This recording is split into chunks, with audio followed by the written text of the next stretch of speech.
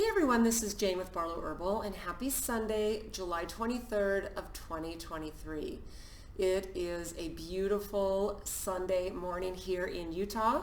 We've had some really hot days, and I am getting ready to escape into the mountains this morning, again with Brian, as soon as I am done filming this for you. Now, last Sunday, as you know, I dropped a video with Dr. Nielsen, and I'd actually filmed it earlier in the week because me and my husband took our grandkids out on a trip to the beach, just the four of us, and our two grandkids and me and my husband. We flew to Southern California, and we just had a fun few days with the grandkids and beach time and pool time, and it was absolutely lovely and restorative, and just was really nice to get out and get actually away from the heat here in Utah. I think sometimes, even though we have all four seasons here, we forget, even as people in Utah, that we live in a desert. Where we live is considered a desert. Even though we've got the mountains, we have four beautiful seasons. We have had some really hot days, which is normal, totally normal here. But we were able to escape last weekend and throughout most of this past week. So it's awesome to be back. I'm so excited to get up in the mountains today. But as I've just been kind of going through the last couple of days, thinking what I wanted to bring to you today, my brain keeps thinking, I want to talk about this hardcore thing. I want to talk about this controversial thing. I want to talk about this conspiracy thing. I want to talk about this rabbit hole that I went down. And while that's all well and good, and I probably honestly couldn't talk about it with the depth of knowledge and research that the people that I listen to do. So what I just really wanted to do is I just wanted to bring you my normal Sunday message of the things that we can do and the attitude that we need to keep, and the idea that we need to maintain of keeping the frequencies of those of us who see what's happening in the world, the changes that are out there and upon us in a really hardcore way. We can keep our frequency high. We can keep in a place of love. We can keep in a place of awareness and preparedness. Those two words have felt very important to me these last couple of years especially. We need to absolutely be aware of what's happening and the things that have kind of been set in motion decades ago, and where they're kind of accumulating into the pinnacle of where we find ourselves as humanity. And then we just need to stay prepared, and then in a place of love and a place of high frequency, because it doesn't serve us if we stay in a place of low vibration because we're afraid of what's going on or whatever that may be. So one of the things that I thought about sharing with you today is I did a podcast interview with a gentleman from a company called Aura Health, and they do Aura Wellness. They have a great product line. They have a lovely podcast. They actually haven't released it yet, but it was actually the list of questions that he sent me before we did the interview was one of the best list of questions that I have ever received before going on and doing a podcast. And it really sparked the idea that I thought, I'm just going to kind of go through these questions and answer them on today's video. I just thought it would be just a really nice bunch of information that I could share with you. Now, when this interview drops from this company, from this podcast, I'll share the link with you, but it's not out yet. So I want to thank you guys at Aura Health for interviewing me. It was a super fun podcast, and we discovered before we started recording that we are like-minded souls. We see the world exactly the same way, and we're very aware of what's happening. And there was just this immediate connection on, oh my goodness, it feels almost like a relief when you can talk to somebody. And it's not about the doom and the gloom. It's about what you see and what you feel and what you're experiencing as we go through these times. And I'm sure if you feel the same way, you can understand and relate 100% with that. So what I'm going to do is I'm just going to go through these questions, and I'm just going to give you the answers that'll probably be some similarities but some differences than when I was doing that interview with him. So number one is, it can feel overwhelming to know where to start when using natural remedies. What and where is a good starting point? So this is actually a question I get a lot, because I do find that a lot of times people, when they're first starting to turn to natural remedies, if they've not ever really used them, they don't have experience, they don't have parents who raised them even with a little bit of this, it can be very overwhelming to think, where do I start on this? So I always say, and this is actually the answer I gave, a good place to start is with the things that you use on your skin and the food and the drink that you put into your body. And I believe that this is the very best place to start. So you can't cover up a bad diet or the things that you drink, the foods and drinks that you put inside your body, with supplements. Now they will help. I believe that they'll help. I believe that they will still make a difference. But the best place to start is with your food. And then as far as things that are natural products, start with what you put on your skin. Your skin is your largest organ, and everything you put on your skin actually ends up inside of your body. So take a look at the things that you use, like your deodorant, your sunscreens. Sunscreens are one of the worst culprits of products that cause ill health. And that might surprise you. In fact, when we were down at the beach this past week, there was twice when we sat down there, and I was sitting on my beach chair and I was watching my husband play with the kids in the water, and a family came pretty close to me, and there was a breeze, and the mom started spraying this sunscreen that went right. I had to get up, and I had to get out and move away from the line of fire, just because in the air, and it literally made me sick to my stomach, just to breathe that little bit that I breathed in for a minute. So I think we get so used to these toxins that not only we put on our skin, but we put in our body, that we don't realize until we take ourselves out of them how sensitive we are to them.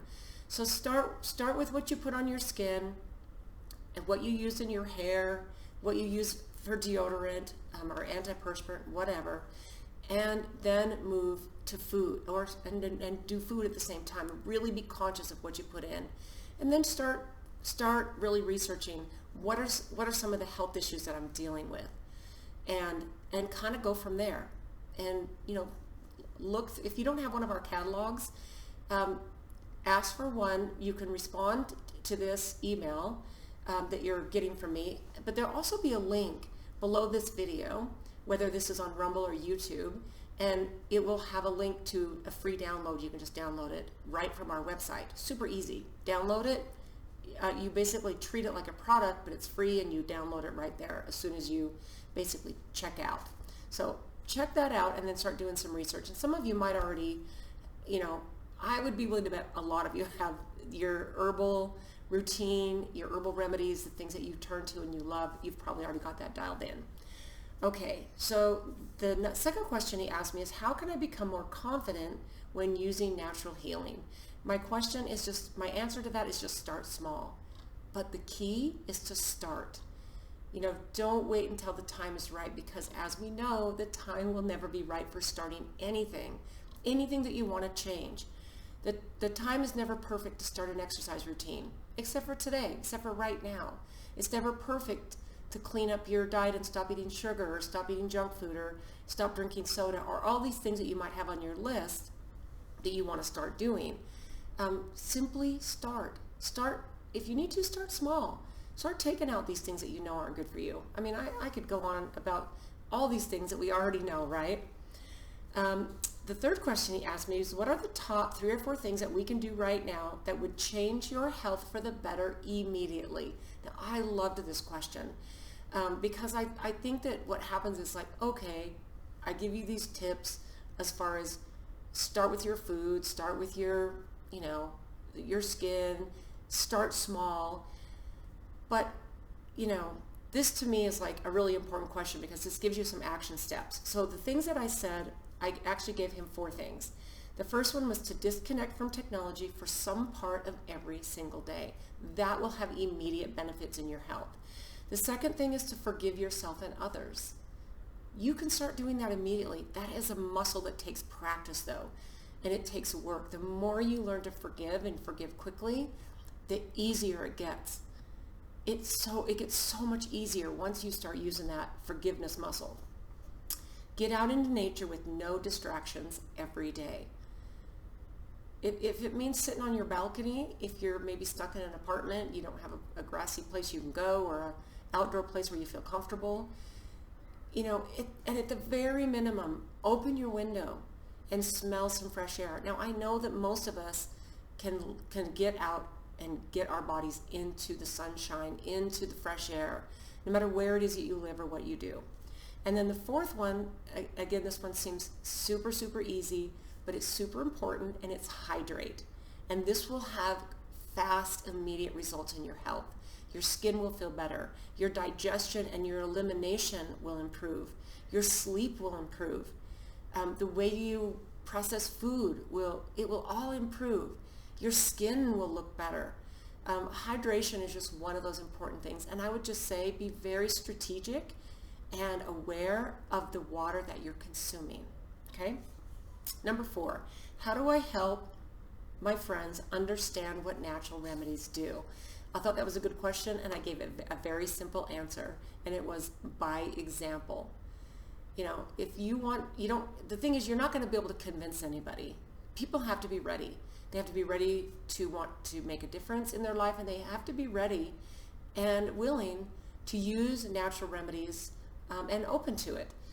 Otherwise, you can't force it on anybody. And as many of you know, you might even be living with someone or married to someone who's just not interested. And the best thing that you can do is set an example. Just show by example. A quiet, beautiful example is the best way to go.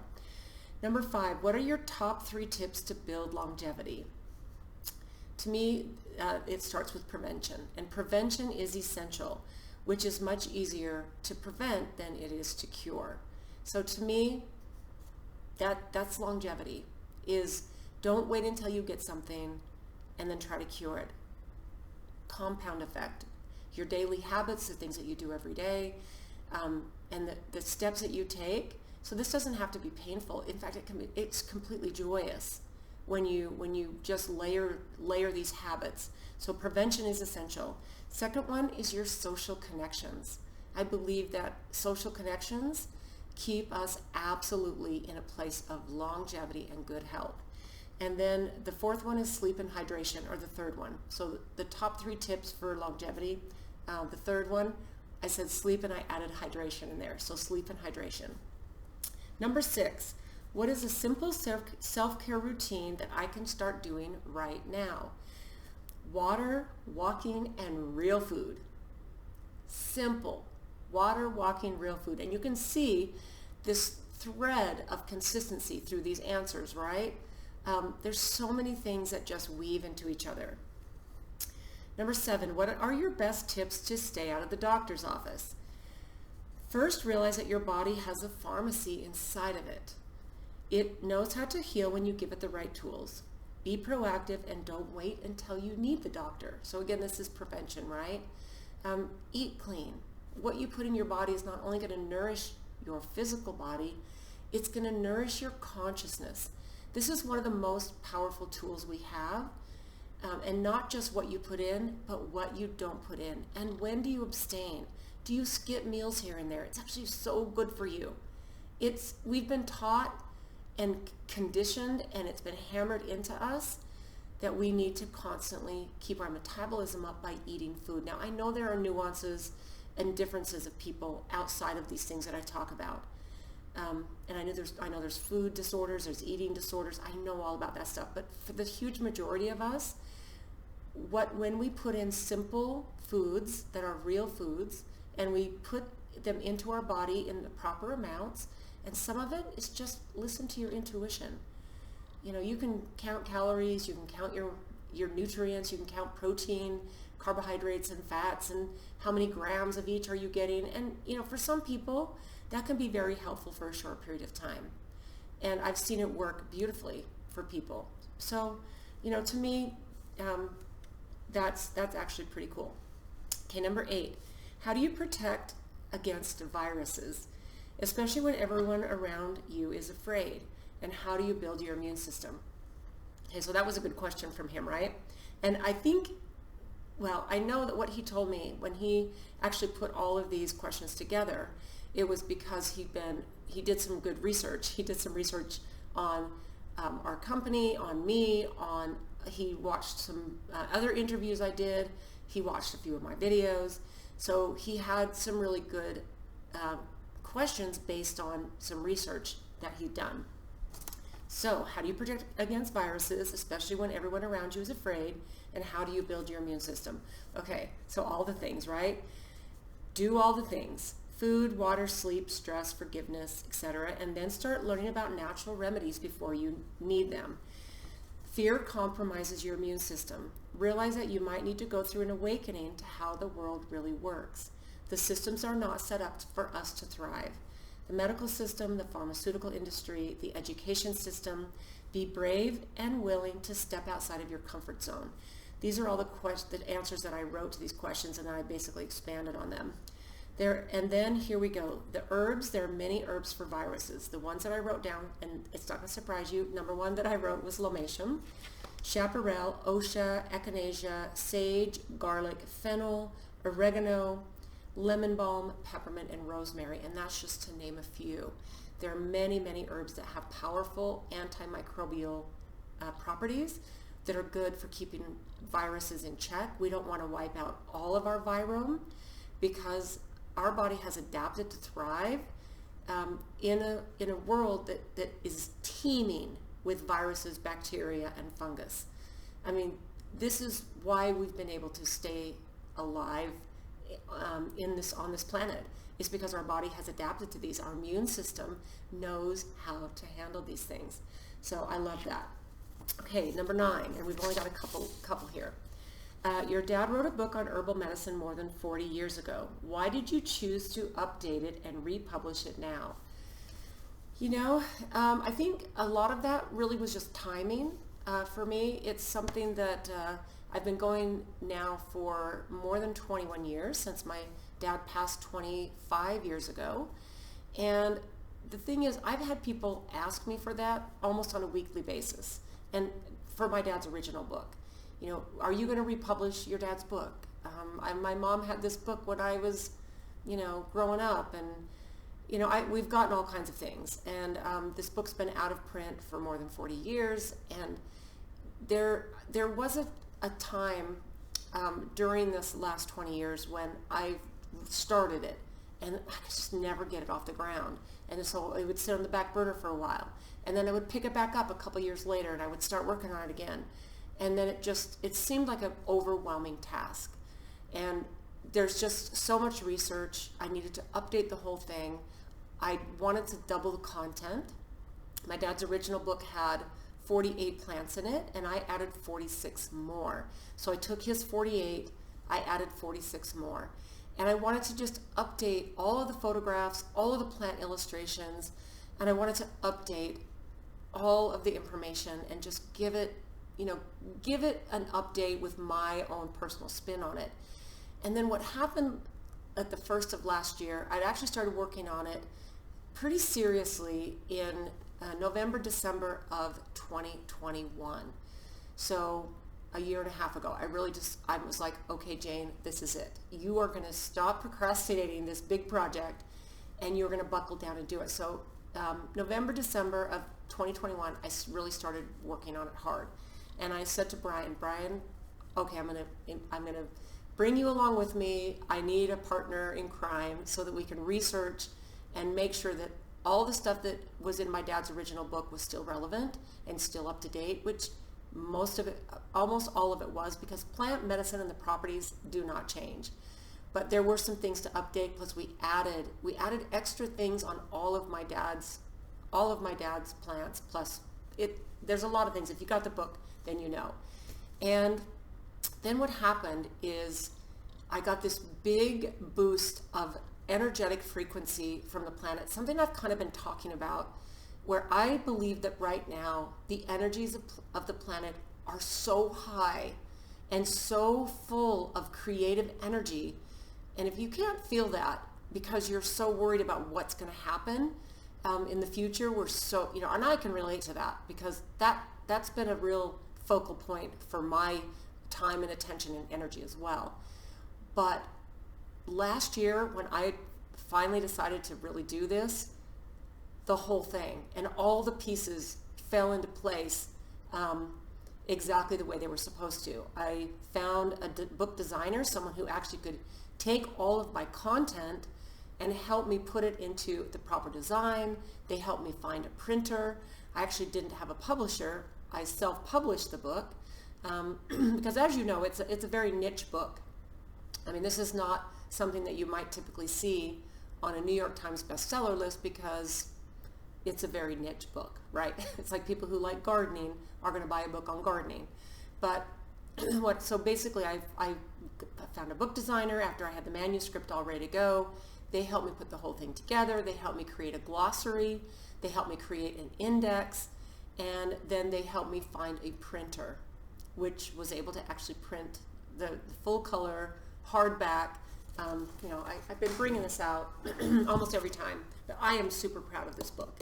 This book turned out absolutely beautiful, and it's just chock full of amazing information. In fact, what I like to say is if this book saves you one trip to the doctor, it will have paid for itself 100 times, 10 times, at least 10 times over.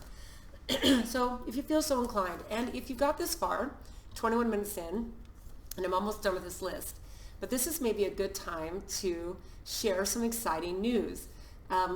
About a week and a half ago, I got an email from a publisher in New York City. They're called Skyhorse Publishing, and they want to publish my book, which basically means it's going to get a much more massive distribution. And to me, I don't know all the details yet, but I am super, super excited about this. I had a conversation with them, and I also had a conversation with someone from Hay House, and they both showed interest, but Skyhorse jumped on it first, and that to me is a gift. I mean, what a gift. And I really wasn't expecting it. I wasn't pursuing it super hard. I gratefully had a connection. Someone connected me with a publisher at Skyhorse, and someone, in fact, my nephew Ben, who I've interviewed him before on this channel, connected me with his agent at Hay House. That's who publishes his books. So, I've got these people in my life who can literally connect me and at least open the door, so if the interest is there, I don't have to do what I think most people have to do when they know they have a book that's really beautiful and can make a difference in the world, even if it's a really, really good novel that could just provide hours of enjoyment, because there's nothing like diving into a beautiful novel, right? So that's good news. That is like really, really exciting news.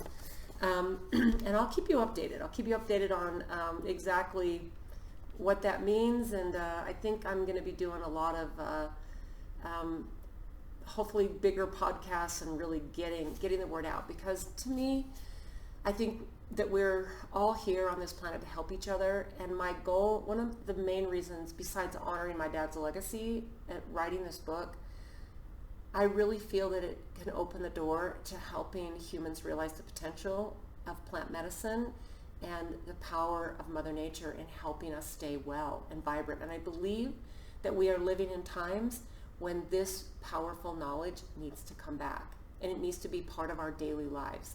And we need to have the confidence to use plants and learn how to identify them out wherever we may live. Because a lot of these plants that are in this book you can grow in your garden, and a lot of them are herbs that you might be familiar with. So anyway, that's some very exciting news that I'm happy that this question is in there, and it reminded me to share that with you. Okay, so a couple more things. For inflammation, his question was, for inflammation, instead of this, try this. For pain, instead of this, try this. So it was like, he would say, if someone says to you, instead of taking this medication for inflammation, what would you suggest? And basically, so he had pain, inflammation, and high blood pressure. So for inflammation, my top 3 are still cat's claw, turmeric, and CBD. So those are my top for inflammation. My top ones for pain are white willow bark. I love CBD for pain as well. Boswellia, devil's claw, turmeric and ginger, and bromelain. Those are, and if you get the email from me, these will all be listed in the email that I'm attaching to this video. This is a good place to let you know that if you don't get the emails that I send out every Sunday with a link to this video, go to barlowherbal.com and sign up for our newsletter, and you'll get the information that comes with the newsletter along with the video. You can unsubscribe anytime you want, but it's a really nice way for me to stay connected to you. And then high blood pressure, we've got basil, parsley, celery seeds, garlic, thyme, cinnamon, ginger, and cardamom. So think about that. High blood pressure, all these are spices. Basil, parsley, celery seeds, garlic, thyme, cinnamon, ginger, and cardamom. I mean, right? Amazing. And then I actually threw in here more for high blood pressure, fenugreek, or actually I think this is for high cholesterol, this last one. Fenugreek, artichoke, yarrow, holy basil, ginger, turmeric, and rosemary. Again, foods and spices that you should be adding to your diet anyway, right? And the last one is natural healing is becoming very trendy with the younger generation. Why do you think this is? I thought it was a really, really good question. Here's what I think. I think the younger generation has a lot of information at their fingertips. Technology has made this possible. And I do think that as modern humans, and this young generation, they can see the mistakes of the older generation, and they can see the poor health of the older generation as a whole.